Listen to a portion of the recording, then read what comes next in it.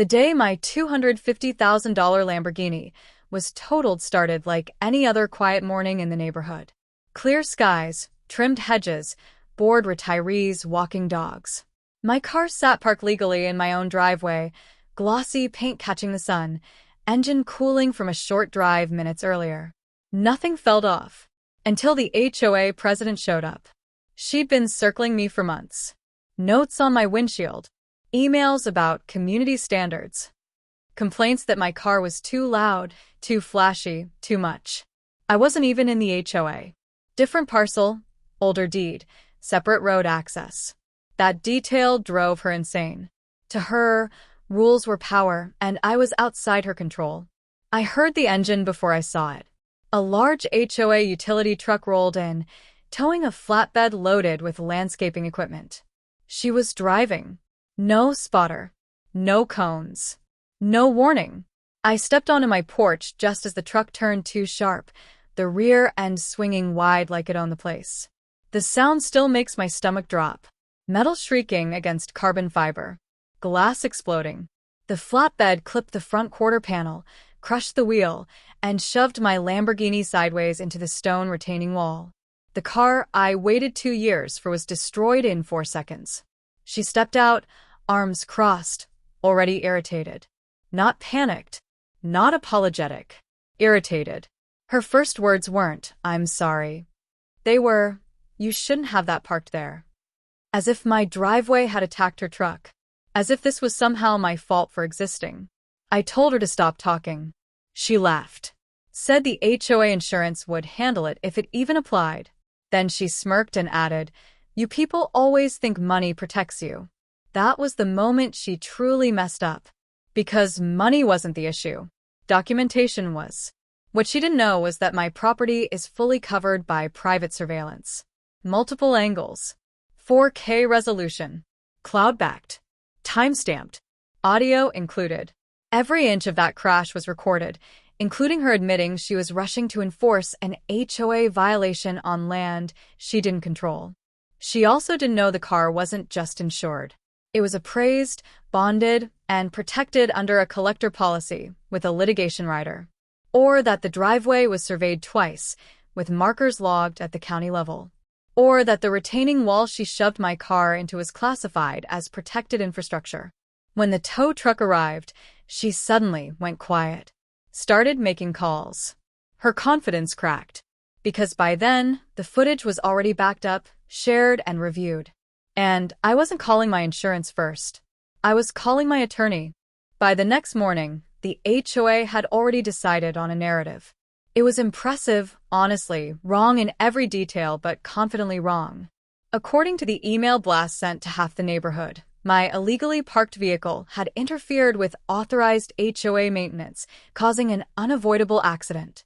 They even used the phrase shared access area, which was bold, considering my driveway wasn't shared, wasn't theirs, and wasn't even within their jurisdiction. I didn't respond. That silence made them nervous. Instead, I watched. The HOA president, same woman who smirked after totaling my car, started backpedaling in real time. She showed up with a clipboard, took photos of the driveway like evidence might magically rewrite property records, and taped a bright orange, temporary violation notice to my mailbox. Not the house. The mailbox. On the county road. Another mistake. Meanwhile, the insurance companies got involved. Mine called first, calm and methodical.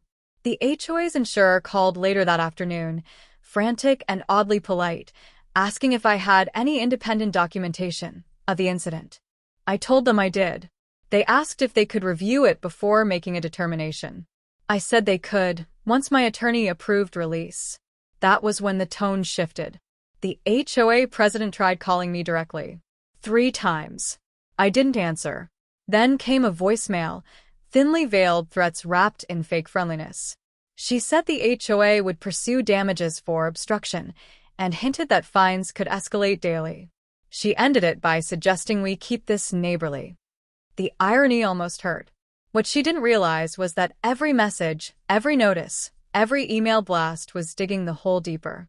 My attorney loved it, especially the part where the HOA claimed authority over land explicitly excluded from their bylaws.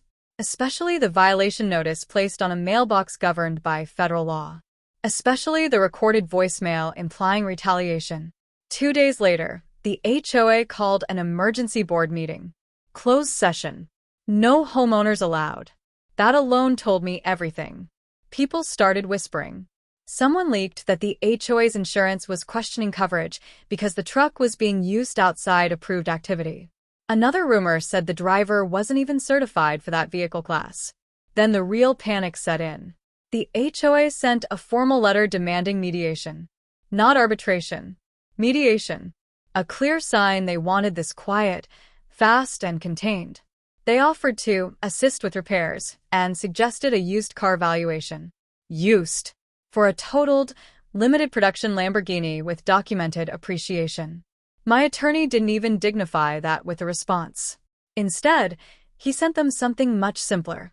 Notice of intent to pursue full damages, including loss of value, infrastructure damage, and unlawful enforcement actions. Attached were still frames from the footage. Just enough to show clarity. Just enough to prove fault. Not enough to show mercy. That's when the HOA president stopped smiling. She showed up again, this time not angry, scared. Try to talk to me like we were equals now. Said she was under a lot of pressure. Said the board was concerned about exposure. She asked if we could work something out personally. I told her all communication needed to go through counsel. She nodded, defeated, and left without another word. The neighborhood started to turn. People realized HOA funds might be on the line. Assessments, special fees, lawsuits.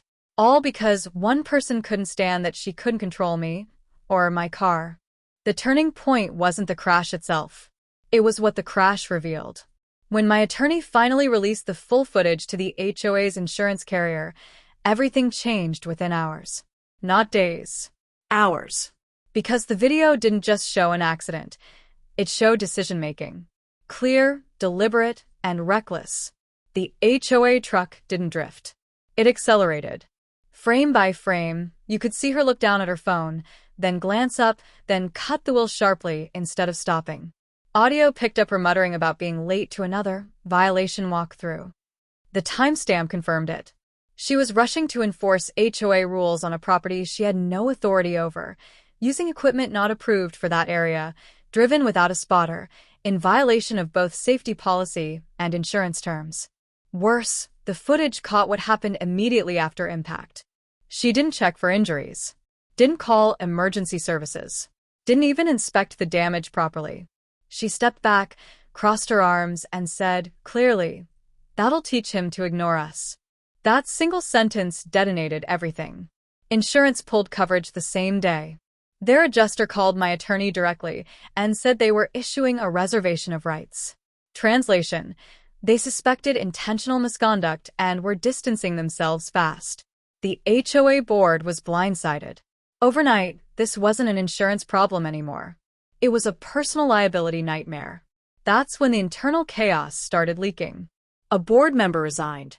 Then another. Emails surfaced showing the president had ordered the truck to use my driveway as a turnaround point weeks earlier, despite being warned it wasn't HOA land. One message even joked about blocking the exotic car until he learns. That email alone could have ended it, but it got worse. The driver certification issue turned out to be real. She wasn't cleared to operate that vehicle. The landscaping contractor hadn't authorized her to drive it, which meant the HOA had effectively commandeered commercial equipment and caused 6 figures in damage without coverage. The neighborhood noticed the shift immediately. Notices stopped. Enforcement paused. The HOA website quietly removed her name from the president listing and replaced it with interim chair. People started knocking on my door, not to complain, but to ask what was going on. They'd heard rumors about assessments, about lawsuits, about bankruptcy. Then the demand letters went out. My attorney filed for full replacement value, not depreciated value.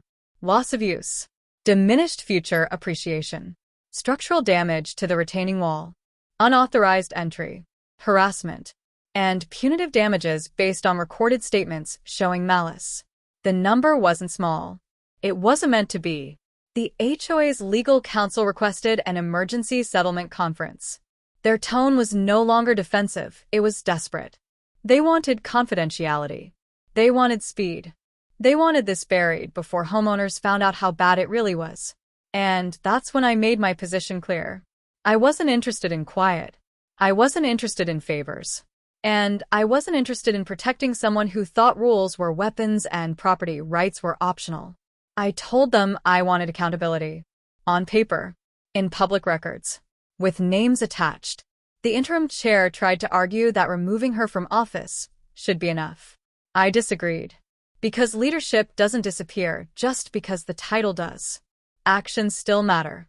Consequences still count.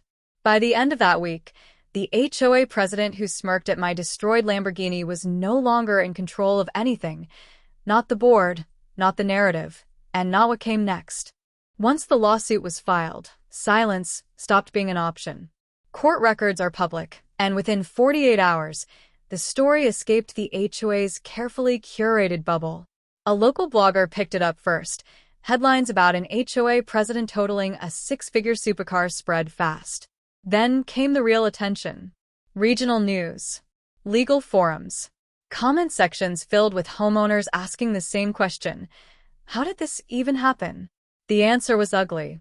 The complaint laid everything out in plain language. Unauthorized use of heavy equipment. Trespass. Intentional property damage. Abuse of authority. Retaliation. Each claim backed by exhibits, emails, notices, photos, and most devastating of all, the 4K footage transcript. Seeing her words typed out in black and white made them impossible to dismiss or spin. The HOA tried damage control. They issued a statement calling the incident an unfortunate misunderstanding. That lasted less than a day. Someone leaked the internal emails to a neighborhood Facebook group, including the joke about blocking my car. The comments turned brutal. Homeowners demanded refunds, demanded resignations, demanded audits. The interim chair called an emergency town hall. It was standing room only. People weren't there to listen. They were there to unload years of frustration. Selective enforcement, arbitrary fines, threats over trivial things. My lawsuit had cracked something open, and everything poured out. Then the financial reality hit. The HOA's attorney admitted on record that insurance was likely denying coverage due to intentional conduct. That meant legal fees alone would come out of HOA reserves. Reserves that were already thin. A special assessment was floated. The room exploded. Shouting. Accusations. Someone yelled her name, demanding to know why she wasn't there to explain herself. She never showed. Behind the scenes, her personal attorney requested a separate meeting with mine. Not to negotiate the HOA's exposure, but hers. Because once insurance walked away, she was exposed individually. Her assets, her savings, her home. The very authority she'd used to intimidate people was now irrelevant. My attorney laid out the options plainly. Settle with full acknowledgement of fault and restitution, or fight and risk a judgment that would follow her for decades. The footage made the odds clear. This wasn't a close call. It was a landslide. The HOA board folded first. They agreed to structural reforms, an independent audit, and a consent decree barring future enforcement outside their jurisdiction. They also agreed to fund damages up to the limits of what they could legally pay, after which liability shifted squarely to her. That's when the apologies started. Not public ones. Private emails. Messages asking for mercy. Saying she was under stress, that she never meant it to go that far. My response was simple. Intent is measured by actions, not excuses. The settlement conference was scheduled. Media asked for comment. I declined. I didn't need the spotlight. The record spoke for itself. And by the time the judge reviewed the evidence, there was nothing left to argue. The smirk, the threats, the crash, the words caught on camera. The final ruling didn't come with drama. No gavel slam, no raised voices. Just a calm, methodical dismantling of everything she thought protected her. The judge didn't rush. He went through the evidence point by point almost clinically. The unauthorized use of equipment. The recorded statements. The prior warnings. the emails showing intent, the lack of insurance coverage. By the time he finished, the outcome felt inevitable, like gravity finally doing its job. Judgment was entered in my favor. Full replacement cost for the Lamborghini. Loss of use damages. Legal fees. Trespass penalties. And punitive damages tied directly to intentional misconduct. The total number was never announced publicly, but it didn't take long for people to do the math. It was enough to wipe out her savings, force the sale of assets, and put a lien process in motion on her home. The HOA avoided collapse, but barely. They drained reserves, canceled projects, and issued a smaller assessment than expected only because the court limited their exposure after determining they'd acted on false representations from their former president. Even so, the damage was permanent. The board was restructured. New bylaws were adopted. Enforcement authority was narrowed. Oversight committees were installed. The era of unchecked power ended in one ruling. As for her, she resigned from everything. Not just the HOA, community boards, committees, even a regional association she'd bragged about. Her name disappeared from newsletters and websites. When people talked about the case, they didn't use her title anymore. Just her name. And even that was usually followed by silence. The driveway never saw an HOA truck again. Neighbors who once avoided eye contact started waving.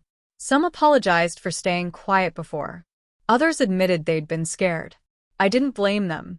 Power like that thrives on fear and isolation.